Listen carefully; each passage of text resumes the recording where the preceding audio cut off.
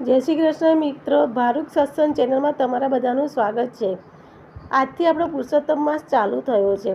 પુરુષોત્તમ માસમાં 108 મણકાનું આપણે નિત્ય પાઠ કરવો જોઈએ। ત્યાં નીચે મુજબ છે।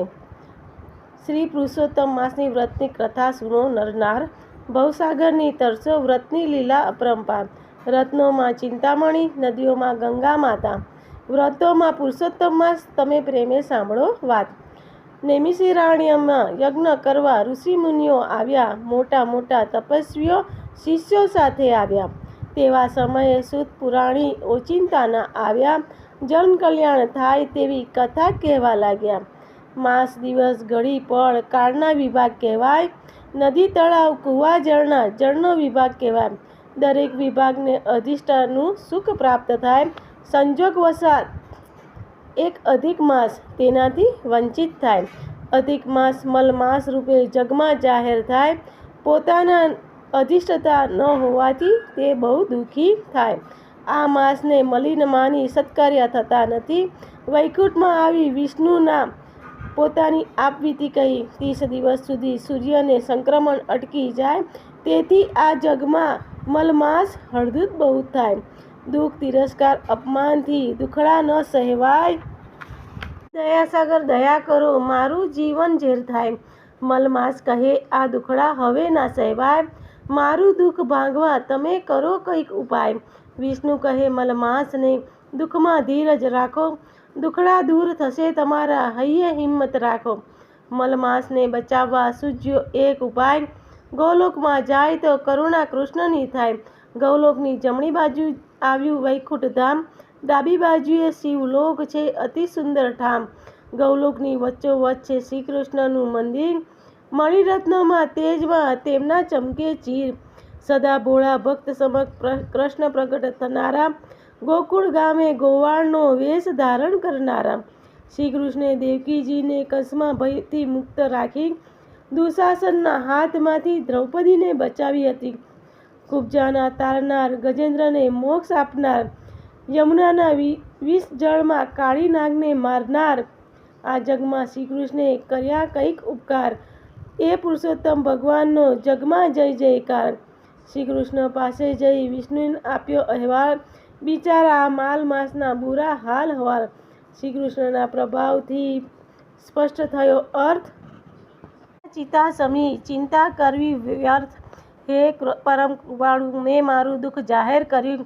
મારો અધિષ્ઠાના સ્થાપો, મેં તમારું શરણ લીધું। શ્રી કૃષ્ણના દર્શન થકી ધન્ય થયો મલમાસ, વરદાન પામ્યો પ્રેમથી પૂરી થઈ સૌ આસ। આશીષ આપ્યા શ્રી કૃષ્ણે, તું પુરુષોત્તમ માસ કહેવાશે। તારો નામનો મહિમા લોકો પ્રેમથી ગાશે। બધા માસમાં અધિક માસ પુરુષોત્તમ કહેવાય। આ માસમાં વ્રત ઉપવાસ ભક્તિભાવથી થાય। 30 દિવસના વ્રતની શુભ શરૂઆત કરો।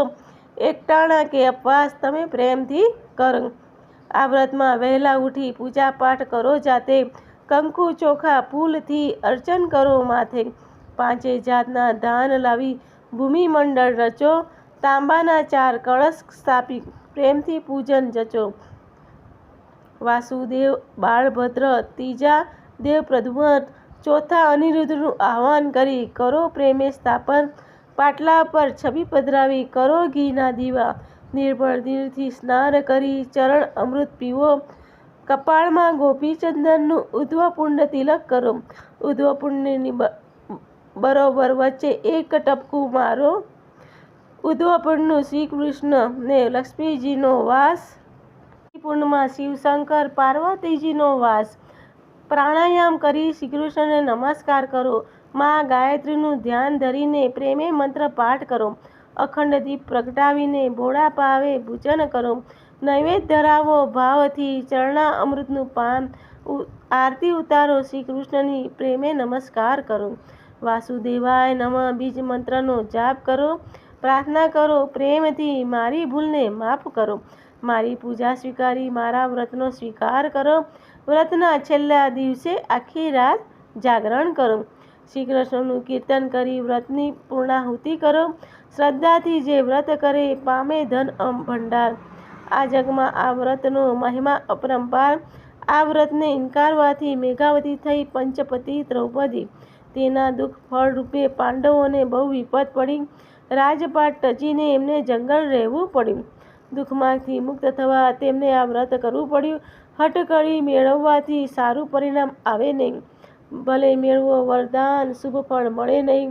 અમરપુત્ર મેળવવા ધનુશર્માને મન થયું ત્યારે તેણે 12,000 વર્ષ અતિ ઉગ્ર તપ કર્યું. હઠ કરીને મેળવ્યું ધનશર્માએ વરદાન. તોય દીકરો મૃત્યુ પામ્યો. ત્યારે આવ્યું ભાન. સુદેવે ગૌતમીના બાળકને જ્યારે મૃત્યુ થયું, અજાણતાપણામાં તેમનાથી આ વ્રત થઈ ગયું. આ વ્રતના પ્રતાપે બાળક સજીવન થઈ ગયું.